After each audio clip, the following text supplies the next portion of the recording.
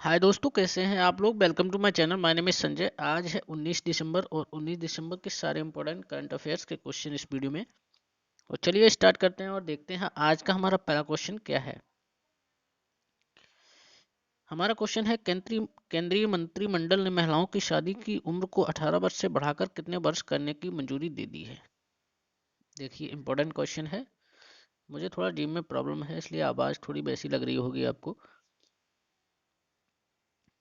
Options हैं: ए 20, B 21 साल, सी 23 साल, या डी 25 साल। पहले क्या होता था, पहले जो पुरुषों महिलाओं की उम्र जो होती थी वो 18 साल मानी थी। 18 साल तक जो लेडीज हो जाती है उसकी शादी हो जाए तो कोई दिक्कत नहीं थी। अभी क्या है, ये जितने भी फेरबदल किए हैं इनका उद्देश्य भी है, क्यों किया गया है। पहले तो इसका राइट आंसर जान लीजिए कि कितनी वर्ष कर दी गई है। तो इसका राइट आंसर जो है वो क्या है, ऑप्शन नंबर बी, यानी 21 साल कर दी गई, 18 से 21 साल। क्यों किया गया है, देखिए क्या होता है कि कुछ महिलाएं, कुछ लेडीज, कुछ लड़कियां पढ़ना चाहती हैं, उनकी पढ़ाई नहीं हो पाती है और उनकी जल्दी शादी कर दी जाती है बाल विवाह को देखते हुए। वैसे अभी बाल विवाह तो बहुत जगह पे नहीं होते हैं, फिर भी कुछ जगहों पर अभी भी ऐसी प्रथा है। तो ये जो हमारे संविधान में विशेष जो अधिनियम दे रखे हैं, जैसे विशेष विवाह अधिनियम और हिंदू विवाह अधिनियम या बाल विवाह निषेध अधिनियम के तहत जो भी संशोधन करने पर विचार किया जाता है, उसको मद्देनजर रखते हुए इस जो प्रोसेस है इसको 18 वर्ष से बढ़ाकर कितना कर दिया गया है, 21 वर्ष कर दिया गया है। ठीक है, तो ये आप लोगों को याद रखना चाहिए। और ये सब किया गया है हमारी बच्चियों, हमारी महिलाओं के हित के लिए। ठीक है, वो अपनी ज़िंदगी को आज़ादी से जिए। ऐसा ना हो, दबाव हो कि वो 18 साल में पहुंची और उसे लगे कि अरे मैं पढ़ाई भी नहीं कर पाऊंगी और मेरी शादी कर दी जाएगी। तो ये सब माता पिता को भी सोचना चाहिए। देखिए, जो बच्चा पढ़ लिख के अपने पैरों पे सही हो जाता है उसकी शादी की टेंशन आप लोगों को नहीं होनी चाहिए। तो पहले पढ़ाई कराइए अपने बच्चों को, वो ज़्यादा इंपॉर्टेंट है। ठीक है, अब बात करें कि पुरुषों की कितनी एज होती है, ये भी आपको जानकारी होनी चाहिए। हमारे संविधान के अनुसार पुरुषों की जो शादी की एज होती है वो कितनी है, 21 वर्ष। यानी 21 वर्ष का पुरुष होना चाहिए, 21 वर्ष का लड़का होना चाहिए या आदमी होना चाहिए, तो उसकी शादी एक, क्या बोलते हैं, लीगल मैरिज बोला जाएगा। ठीक है, तो ये था हमारा आज का पहला क्वेश्चन। नेक्स्ट क्वेश्चन देखते हैं, हमारा अगला क्वेश्चन क्या है। हमारा अगला क्वेश्चन है, athlete of the year 2021 time magazine द्वारा किसे चुना गया है। देखिए, टाइम मैगजीन ये क्या है, एक एजेंसी है जिसके द्वारा क्या किया जाता है, बहुत सारे अवार्ड दिए जाते हैं, जिसमें क्या है, एथलीट ऑफ द ईयर का अवार्ड कुछ दिन पहले ही मैंने बताया था। पर्सन ऑफ द ईयर भी टाइम मैगजीन के द्वारा ही दिया जाता है। वो किसको दिया था मैंने बता रखा था। और आज ये क्या दिया गया है, एथलीट ऑफ द ईयर, ये भी आपको बताना है। तो ये किसके द्वारा दिया गया है, टाइम मैगजीन के द्वारा। और किसको मिला है, आपके ऑप्शन हैं: ए लारा बाड्रा, बी लेडी रोज, सी इमा लिली, डी सिमोन बाइल्स। तो इसका जो राइट आंसर रहेगा वो क्या है, option number D, Simone Biles. Simone Biles को मिला है 2021 का जो एथलीट ऑफ द ईयर है अवार्ड, यानी सर्वश्रेष्ठ एथलीट चुनी गई हैं 2021 की, किसके द्वारा, टाइम मैगजीन के द्वारा। अब सिमोन बाइल्स की बात करें तो ये क्या है, एक अमेरिकन बेस्ड जिम्नास्टिक हैं, जिम्नास्ट हैं ये। और ये बहुत ही अच्छी जिम्नास्ट हैं। इन्होंने 4 बार ओलंपिक पदक भी जीते हैं। और जो 2020 में जो टोक्यो ओलंपिक हुआ था उनमें इन्होंने अपना नाम वापस कर लिया था। उसका एक रीजन था क्योंकि इनको एक डिसऑर्डर हो गया था, किस नाम से, द ट्विस्टीज। क्या नाम था इसका, द ट्विस्टीज। एक बीमारी थी, उससे ये ग्रसित हो गई थी, जिसकी वजह से इनको उस इन्होंने अपना नाम वापस कर लिया था टोक्यो ओलंपिक से। इसमें क्या होता है, इसमें होता है जो किसी भी इंसान को ये बीमारी हो जाती है उसको क्या है, जगह और दिशा का ज्ञान नहीं रहता है। तो इसलिए इन्होंने ये वापस कर लिए। बहुत कम हाइट की हैं और बहुत अच्छी एथलीट हैं, बहुत अच्छी जिम्नास्ट हैं। तो इनको मिला है किसके द्वारा, टाइम मैगजीन के द्वारा, एथलीट ऑफ द ईयर का अवार्ड 2021 का। ठीक है, तो ये आपको पता होना चाहिए। कुछ अवार्ड जो टाइम मैगजीन के द्वारा दिए गए हैं, टाइम पत्रिका के द्वारा दिए गए हैं, उनका और बता देता हूँ। जैसे अभी मैंने पिछले ही पढ़ाया था आपको कि पर्सन ऑफ द ईयर किसको मिला था, एलन मस्क को। और एलन मस्क कौन थे, एलन मस्क थे ये जो स्पेस एक्स के ऑनर। ठीक है, तो ये आपको पता होना चाहिए। जो इलेक्ट्रिक कार कंपनीज के मालिक हैं वो भी एलन मस्क के ही हैं।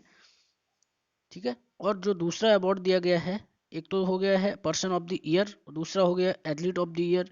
एक और अवार्ड दिया गया है टाइम पत्रिका द्वारा, उसका नाम क्या है? Entertainer of the year. Entertainer of the year किसको मिला था? ये भी नाम आपको याद होना चाहिए, ओलिविया रेड्रिगो। किसको मिला था? ओलिविया रेड्रिगो। ठीक है, ये भी आपको याद होना चाहिए। एक हीरोज ऑफ द ईयर का अवार्ड दिया गया था टाइम मैगजीन के ही द्वारा, हीरोज ऑफ द ईयर, वो किसको मिला था? Vaccine scientist. किसको मिला था? Vaccine scientist. ठीक है, heroes of the year, corona की वजह से जो वैक्सीन साइंटिस्ट थे उनको ये अवार्ड दिया गया है टाइम मैगजीन के द्वारा। तो ये इंपॉर्टेंट अवार्ड थे जो बता दिए मैंने, किसके द्वारा? टाइम पत्रिका के द्वारा दिए गए हैं 2021 के। ठीक है, इस अपने पीएम जो है मोदी जी, इनको भी टाइम मैगजीन के द्वारा ये अवार्ड मिल चुका है पर्सन ऑफ द ईयर का। तो ये भी आपको याद होना चाहिए। नेक्स्ट क्वेश्चन देखते हैं, हमारा अगला क्वेश्चन क्या है? हमारा अगला क्वेश्चन है, तमिल थाई बजटू को किस राज्य ने अपना राज्यगीत घोषित किया है?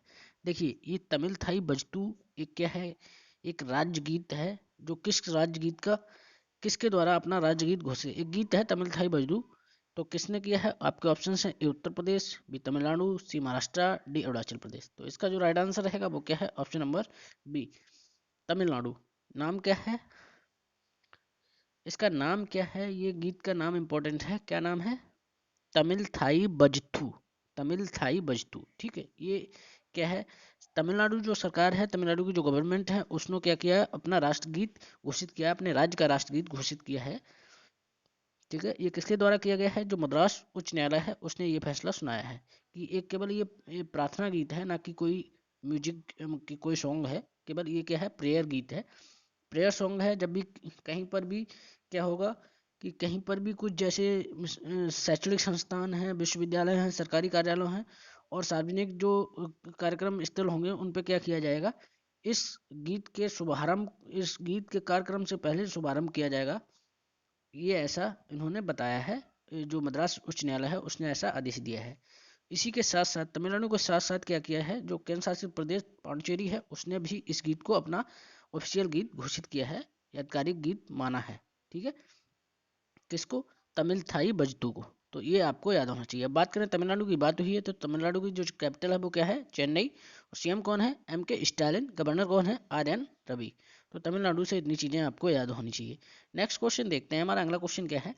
गोवा मुक्ति दिवस हर साल कब मनाया जाता है? देखिए, ये हिस्ट्री का क्वेश्चन है तो आपको हिस्ट्री में ले चलते हैं थोड़ा। गोवा मुक्ति दिवस क्या है? गोवा में किसका राज था? पुर्तगालियों का राज था। तो पुर्तगालियों से आज़ाद कब कराया था गोवा को? देखिए, क्या हुआ था, 15 अगस्त 1947 को जब हमारी आज़ादी हुई थी भारत की, तो भारत ने ये बोला था, वहाँ पर जो पुर्तगाली थे उनको क्या बोला था कि आप लोग ये इस इलाके को छोड़कर चले जाइए। तो आपको पता है कि हमारा देश थोड़ा चीज़ों को सभ्य तरीके से करता है, लेकिन क्या है कि जो अंग्रेज थे वो ऐसे मानने वाले थे नहीं। उन्होंने क्या किया, पुर्तगाली थे, उन्होंने मानने को तैयार नहीं। उन्होंने कहा हम नहीं जाएंगे, मना कर दिया। उन्होंने कहा हम छोड़कर जाने वाले नहीं हैं। फिर क्या हुआ, और वैसे भी 1940 से 1960 के बीच में गोवा में छोटे छोटे विद्रोह होने लगे थे पहले से ही। फिर 1940 से 1960 जब तक आया, तब तक क्या है, उस विद्रोह ने बहुत आग पकड़ ली थी, वो चरम सीमा पर पहुंच गया था।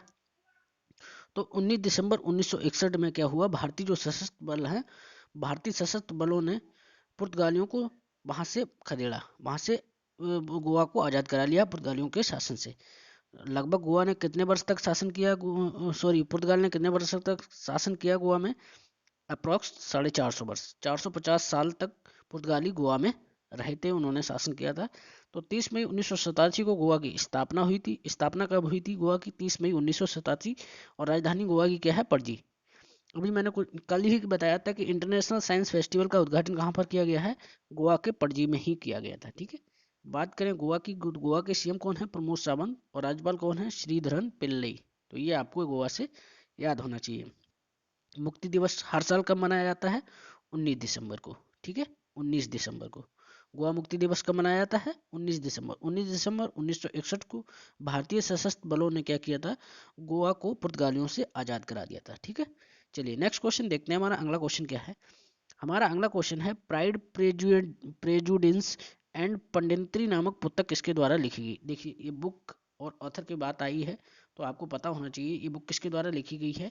आपके ऑप्शन हैं A Rajat Sharma, B Mandeep Singh, C Satish Tharoor D Usman Raja. तो इसका जो राइट आंसर रहेगा वो क्या है, option number C, Shashi Tharoor. Shashi Tharoor कौन है, एक भारतीय पॉलिटिशियन है और फॉर्मर डिप्लोमेट भी हैं।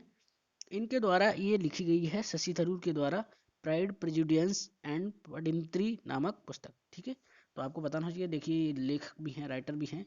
इनकी ये 23वीं रचना है, 23वीं पुस्तक है, यानी इससे पहले ये 22 पुस्तक लिख चुके हैं। बात करें इनकी जो एक पुस्तक थी जिसको साहित्य अकेडमी का पुरस्कार भी मिला था 2019 में, उस बुक का नाम क्या है, उस बुक का नाम है एन एरा ऑफ डार्कनेस। क्या नाम है, एन एरा ऑफ डार्कनेस। ठीक है, एरा ऑफ डार्कनेस, ये बुक थी शशि थरूर की ही, जिसको क्या मिला था, साहित्य अकेडमी पुरस्कार से नवाजा गया था 2019 से। ठीक है, तो आपको याद होना चाहिए। और इसी के साथ साथ जो शशि थरूर हैं, इनकी वोकेबलरी बहुत तेज है। और क्या है कि ये 2009 में जो केरल के त्रिवेंद्रपुरम से लोकसभा सांसद भी रह चुके हैं, तो ये भी आपको पता होना चाहिए। अभी पॉलिटिशियन है और फॉर्मर डिप्लोमेट भी थे, तो ये आपको याद होना चाहिए। ठीक है, ये इनकी कौन सी रचना है, 23वीं पुस्तक है। इस पुस्तक का नाम क्या है, प्राइड प्रेजुडेंस एंड पंडितरी। ठीक है, नेक्स्ट क्वेश्चन देखते हैं, हमारा अगला क्वेश्चन क्या है। हमारा अगला क्वेश्चन है, आरबीआई ने किस बैंक पर 1.8 करोड़ रुपए का जुर्माना लगाया है। देखिए, आरबीआई ने लगाया है, तो ये आपको पता होना चाहिए। देखिए, आरबीआई जितने भी अपने बैंकों से रिलेटेड कार्य होते हैं वो सब किसके अकॉर्डिंग होते हैं, आरबीआई की गाइडलाइंस के अकॉर्डिंग होते हैं। तो ये जुर्माना भी जब लगाती है आरबीआई, तो क्यों लगाती है, कि किसी भी बैंक के द्वारा आरबीआई की जो गाइडलाइंस दे रखी हैं वो फॉलो नहीं करते हैं, तो इसलिए आरबीआई उन पर जुर्माना लगा दी है। तो ये जो जुर्माना लगाया है 1.8 करोड़ 5 का, 1.8 करोड़ रुपए का, तो किस पे लगाया है, ये लगाया है option number A PNB, B HDFC, ये एचडीएफसी है, एफएससी नहीं है।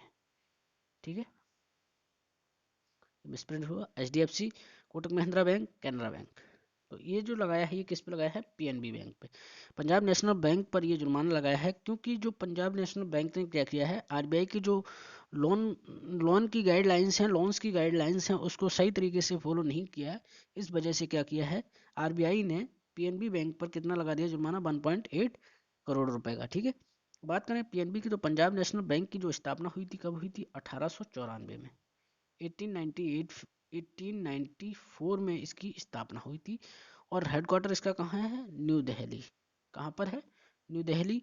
और जो अभी प्रेजेंट में सीईओ हैं इसके कौन है, S S Malka Arjun Rao, S S Malka Arjun Rao, ये हैं पीएनबी के सीईओ। ठीक है, अब बात करें आरबीआई की भी जानकारी थोड़ी होनी चाहिए।